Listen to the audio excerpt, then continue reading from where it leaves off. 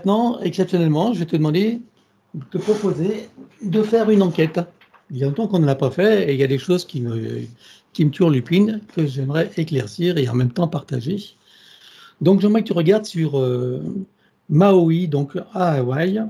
Donc, ce feu, cet incendie qui a eu lieu, qui brûle certaines maisons et pas d'autres, et comme par hasard, ceux qui sont célèbres, qui ont des positions sociales élevées, des arbres qui n'ont pas brûlé, enfin, etc. Un feu quand même assez particulier. J'aimerais que tu te regardes, tu te connectes sur cet événement et que tu regardes ce qui s'y est passé, d'où vient ce feu, est-ce qu'il y a un phénomène naturel, accidentel, criminel ou autre. Ça n'est ni naturel ni accidentel, ça correspond à un plan qui se déploie, qui se déroule. D'accord. Comment est-ce qu'il a été allumé ce feu? Va au moment de la première. C'est une technologie hybride, c'est-à-dire non humaine en partie. Oui. Pourquoi tu dis en partie? Ça veut dire qu'il y a une partie humaine aussi? Oui. D'accord.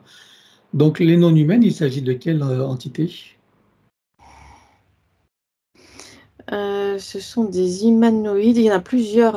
C'est comme s'il y avait plusieurs versions hybridées. Il y a des humanoïdes, des reptiloïdes et des hybridations entre les deux. Donc, globalement, il y a ces trois types-là, non humains. D'accord. Quel est leur intérêt à eux de faire ça? De repositionner, de redessiner la géographie de l'occupation humaine sur la Terre. Et pourquoi faire? Pour expérience et une meilleure gestion des humains. En quoi est-ce que ça peut donner une meilleure gestion des humains d'avoir brûlé tout ce qui a été brûlé? Parce que ça permet d'installer de la technologie. C'est quelque chose comme annule et remplace. C'est comme des programmes informatiques. On annule un programme pour le remplacer par un autre. Jugé plus efficient par ceux qui le mettent en place. Tu veux dire des choses qui vont être reconstruites à la place, c'est ça? Oui, mais différemment. D'accord. Qui contient de la nanotechnologie. Oui. Et qui va faciliter leur plan. C'est ça?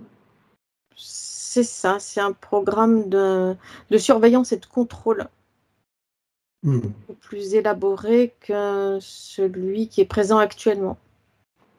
Est-ce que tu vois d'autres parties du globe qui ont été sous les mêmes actions? Globalement, toutes les zones où il y a des déconstructions, soit par des incendies, soit par des tremblements de terre, soit par des tsunamis, en tout cas des événements qui sont présentés comme étant naturels, ça entre dans le cadre de ces objectifs-là. D'accord. Et cette technologie donc qui déclenche ça, de quoi s'agit-il?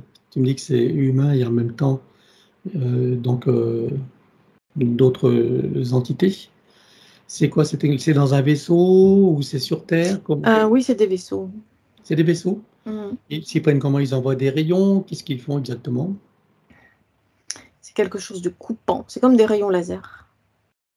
D'accord. Ça vient briser, ça vient comme briser la matière, briser les molécules. Ça vient déconstruire la structure de la matière. OK. Et donc dans le cas de Maui, par exemple, le fait que certaines maisons n'aient pas été brûlées, comme celle de ceux qui sont célèbres ou riches, et c'est volontaire? Oui, c'est des accords, hein, comme dit déjà précédemment, il y a plusieurs humanités qui se côtoient et toutes ne sont pas ciblées. Il y a des accords comme des sortes de passe-droits. D'accord. Et au niveau humain, puisqu'il y a aussi des humains qui sont, donc tu en as parlé, de quels humains s'agit-il qui sont derrière ça également? Et en complicité ou manipulés par ces entités? C'est les deux. Il croit y avoir complicité, mais en arrière-plan, il y a manipulation. D'accord. OK. Et dans cette complicité, c'est quoi leurs objectifs, eux, aux humains? Puisque je suppose que c'est pas les mêmes que cette identité? D'en obtenir des intérêts, des satisfactions personnelles. Plus de pouvoir, plus de puissance. OK. Plus d'argent éventuellement? Oui, ça fait partie de la puissance. D'accord. Oui, parce que l'argent est un moyen, c'est pas Mm. une fin en soi, hein. C'est les moyens que tu leur donnes. D'accord. Bon, je te demanderai pas de voir des visages connus puisque je suppose qu'on s'en doute et puis surtout on va pas s'exposer non plus si on veut continuer à travailler, hein? Mm. Mais c'est important de savoir. On parle de ceux de ce qu'on appelle le deep state. Entre autres, oui. Il y en a on voit quand même des visages connus ou c'est d'autres visages qu'on ne connaît pas, qui sont, dans l'ombre? Ceux qui ont le plus d'influence restent dans l'ombre. D'accord, ils sont moins connus, tu veux dire? Ou Mhm. pas connus? D'accord, OK. Ils sont dans les secteurs bancaires ou autres ou pas? Tous les secteurs sont gangrénés. Mmh, d'accord, bien, Tous les secteurs d'influence et de pouvoir. bien. Alors maintenant, si on regarde ce qui s'est passé récemment pour le Maroc, donc là, c'est très récent, il y a une semaine à peu près, ce Mhm. tremblement de terre qui a donc impacté, une certaine région du Maroc, pas Marrakech, bien sûr, et pourquoi pas d'ailleurs. Mais en tout cas, qu'est-ce qui s'est passé exactement? Puisqu'on y a vu des lumières aussi, des lumières dans le ciel qui ont précédé justement ou pendant, je sais plus, mais peu importe. C'est Ces la même lumières chose. C'est toujours la continuation d'un plan plus global.